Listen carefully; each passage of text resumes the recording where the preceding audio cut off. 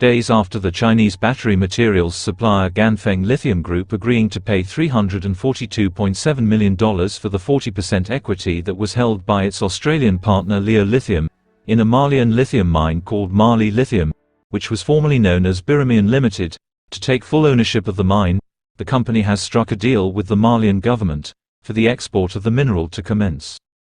The deal was signed in Bamako on May 14, 2024,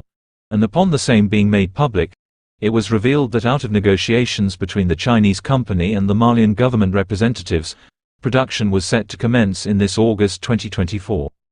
The agreement also stipulated that 35% of net profits generated from the sale of the mineral will be paid to the Malian state, and in addition to the taxes that will be collected from the sales, the state will make annual earnings of between 110 to 115 billion CFA francs, which converts to annual earnings of between $180 and $190 million. And in the agreement, the Chinese company had been licensed to run the mine for a period of 21 years, meaning that at the expiry of the deal, the Malian state will have earned revenues of between $3.78 and $3.99 billion. Additionally, the Chinese company will be remitting around 25 billion francs each year to the Malian government for sustainable development projects around the Goulamina mine, and 250 billion francs will also be earned by Malian companies each year, since the agreement stipulates that for subcontracting, at least 51% of all subcontracts should be reserved for companies owned and operated by the Malian people. So, in addition to the local jobs that the project will generate, the Malian government is confident that the deal was good. But before hearing from the government representatives, this is what the Ganfeng Lithium Company's Director General Wang Wenbo had to briefly say after signing the deal. We are working with the state here to set in place all the work on site,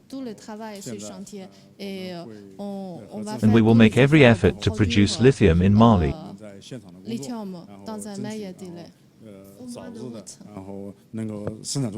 Standing next to him in this press address was the Malian Minister of Mines Amadou Keita, and his economy and finance counterpart Olusegun Sanu, and they had this to say, starting with the Mines Minister Keita. It is an agreement that we have signed with the lithium companies, and this is precisely following long discussions, during which our concern was to ensure that the partners were balanced between the state of Mali and these companies.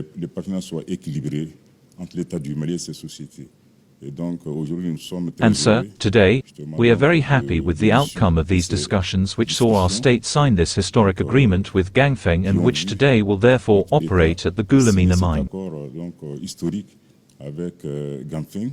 Et qui aujourd'hui donc va opérer au niveau de la mine de Goulamina. Et ce qu'il faut dire c'est que And what must be said is that this partnership is a historic partnership because the central element is that the mining contract will proceed according to the mining code of 2023.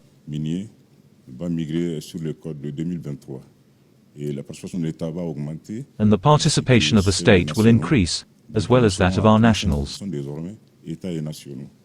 Then of his part, this is what the Minister of Economy and Finance Sanu had to say. The state of Mali will be able to reap at least 100 billion francs each year in profits when the mine reaches the cruising phase, which will generate an annual turnover of around 700 billion CFA francs. And on this, we must count the corporate tax, which could therefore represent 25% or 25 billion. The state dividends for a profit less expected at this time of operation will be 35 billion, the special tax on certain products too, and the TAF, which is the tax which will also represent 35 billion and 21 billion, which makes a little more than 110 to 115 billion CFA francs that we will obtain as soon as the company will enter a cruising period. If we see a lifespan of 21 years, that can bring us into the 2 trillion to 2,500 billion francs lifespan of the project that we are going to obtain according to the budget. We must not neglect at least the 22 to 25 billion that we will obtain each year because of local development solely to create road, energy, water infrastructures, to carry out local development, to strengthen the capacities of the DNJM and the Ministry of Mines.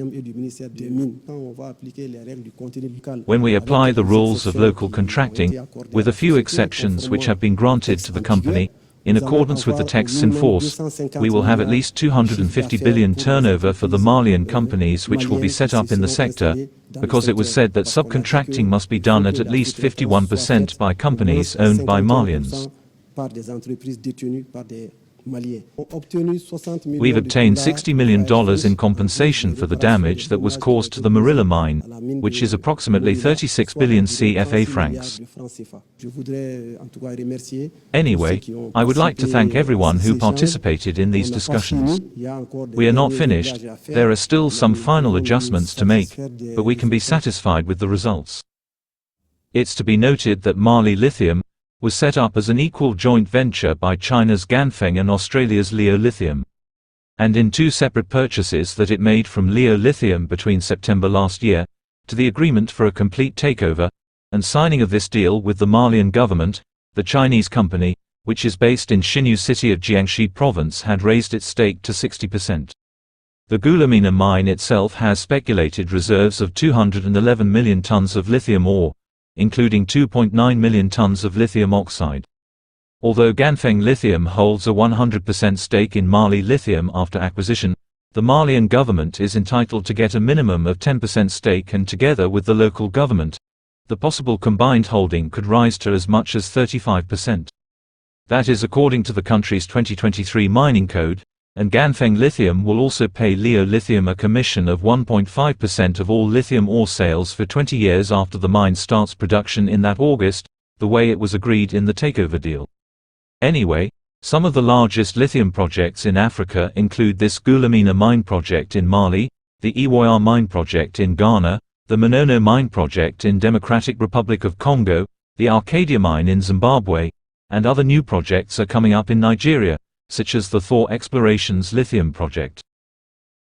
And the increasing demand for lithium-ion batteries in various industries, including electric vehicles, portable electronics like phones and laptops, and renewable energy storage systems, has led to a surge in the demand for lithium, which is a key component in these batteries.